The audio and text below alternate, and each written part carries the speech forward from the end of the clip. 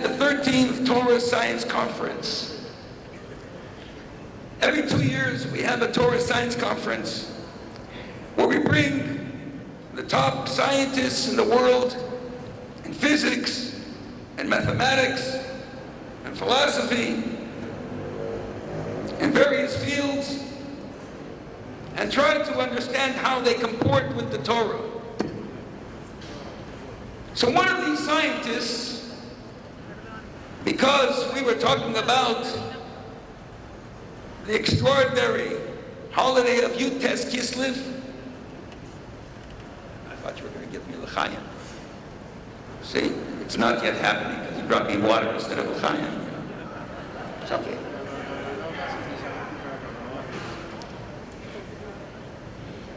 Takes time.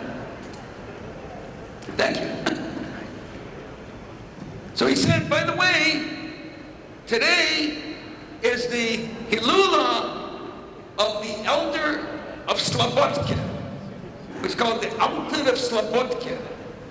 Now the Elder of Slobodka was an icon.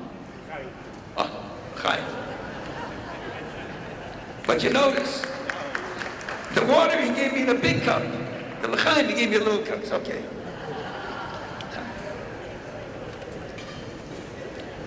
The Elder of Slobodka was an icon in the Mishnah community.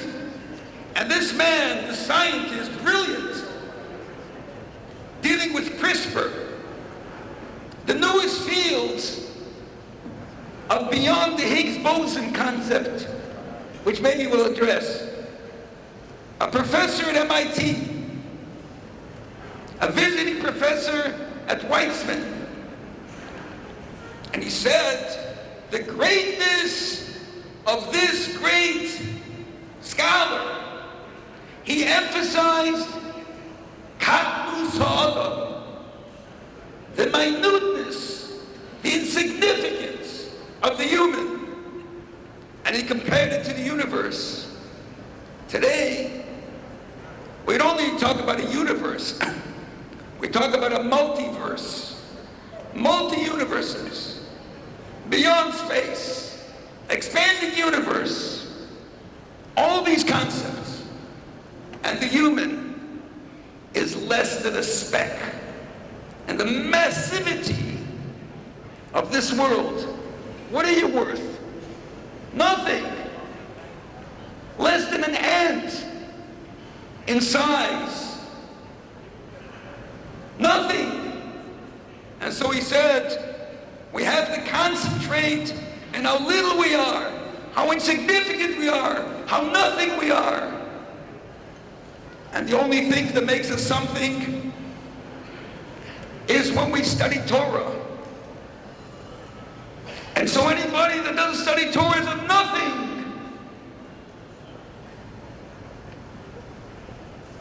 The Alter Rebbe came along and said, man, not only is not a nothing, but he is everything.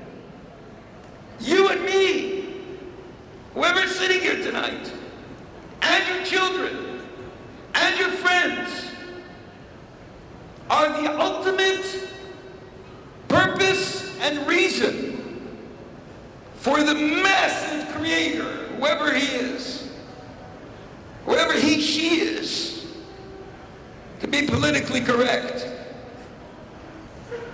The massive God, we, you, the individual, the Jew, you fulfill his purpose. Without you, without me, his purpose is not fulfilled. Can you imagine how important you are? Can you imagine how significant you are? And it doesn't matter who you are. It doesn't matter what you are. I was thinking, I'm going to speak here in English, where a big part of the community here speaks Spanish, even though so many of my friends come to visit Miami. But Rabbi Grunblatt, a competent translator, said, don't worry, going to translate, just speak slowly. So I said, Hashem, let me tell you something that means something to Argentina. So Hashem answered me. This morning, when I came in to Argentina from Miami,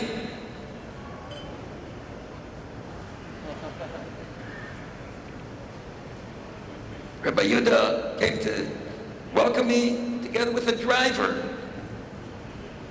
So on the way to the hotel, sitting in an hour and 45 minutes of traffic, I said to the rabbi next to me, in like Yiddish, so make sure the guy doesn't understand, I said, he's one of us, the driver. So he says, yeah. His name is Udi. He says, so I said, hello, how are you? His name is Udiel. I said, Udiel, how are you? Nice to have you. I said, Udiel, did you put on tefillin today? He said, no. I said, wow. So I asked, he said, how about putting on tefillin? He said, I don't know, I got to drive later. I'm very busy, he was trying to make excuses. So I said to the rabbi, what's the exchange rate of the pesos to the dollar? Because I wanted to give him a tip. I said, maybe I'll bribe him. So he gives me the exchange rate. I look at my wallet. I had like a $5 bill and a $20 bill. So he said, like, the $20 bill looked like it was too much of a bribe. I said, does $5 mean anything? He says, it means a lot. The whole trip is $15. I said, oh, great. So I take out $5. I said, listen, if you don't have time, he said, I don't have time. I gave him $5. I said, I'm going to bribe him. And put on tefillin with him. He said, we'll see. Anyway, we came to the hotel. I'm sorry, I really am sorry, I can't, I'm going to drive away. It's not the end of the story. He comes to pick me up later. I get into the car with him. I said, Uriel, I said, how about tefillin? It's already a little late. So we get into a conversation. This is what he says to me. He says, I have to tell you the truth. At first I said to him, he said, why do you ask me to put on tefillin? I said, why? Because you're my family. I would ask my brother to put on tefillin. He says to me, you're my family? I said, of course you're my family. You're a Jew. He says, tell you the truth, I was very embarrassed because I never put on tefillin in my life.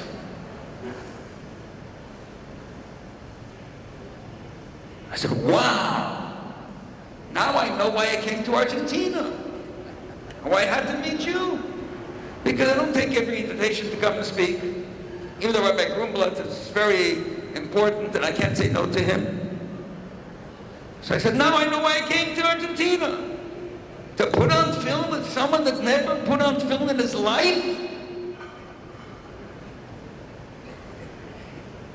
He says, I was embarrassed, I don't know how to do it. So I said, listen to me, I'll do it with you. And we get into a conversation, he said to me, but I don't do anything else. I don't live Jewishly. So I said to him, it doesn't matter. It matters, but it doesn't matter that you should put on film anyways. You don't live Jewishly because you don't know about it. He says, but you're my brother. And if you're my brother, you have to put on tefillin. He says, you should not like me, he said to me. You should hate me, because I'm not like you. I said, now I know what Yudes Kislev is. Now you practicalize it for me. And I asked him, I said, are you going to be here tonight? He said, no, I have to go to my family. I'll see you tomorrow, we're going to put on film together. I said, now I know why I came here. Because you are what the Alter Rebbe talked about. You're the person that naturally I shouldn't like you because you're not like me. But you are more like me than not like me. Because though we do not share some of our externality, we share our souls. A father and a child. That the child does not agree with the father. He rebels against the father. But there's always a deep connection because they're not connected because of what they do. They're connected because who they are.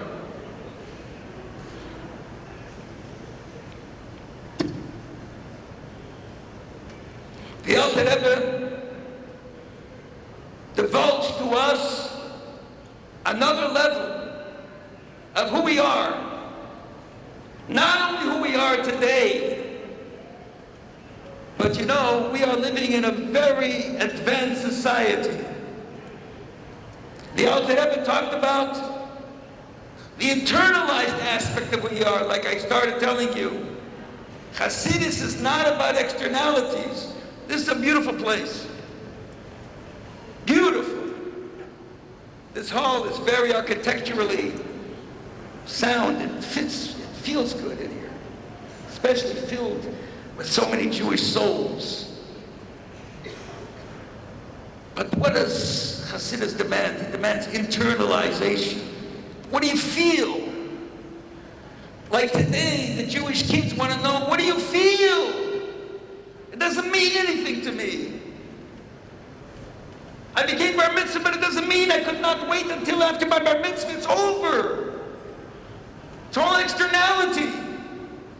The Alter Rebbe wanted feelings. The Alter Rebbe said the most important thing is to love and to fear Hashem. Internally. A story is told about a Jew that lived in a shtetl, in a little town, a little village in the Carpathians, in the environment of the Baal Shem Tov. And one day he was in the synagogue and he felt so low. They all talked about learning and praying and knowledge. He had no learning and he did not pray and he had no knowledge.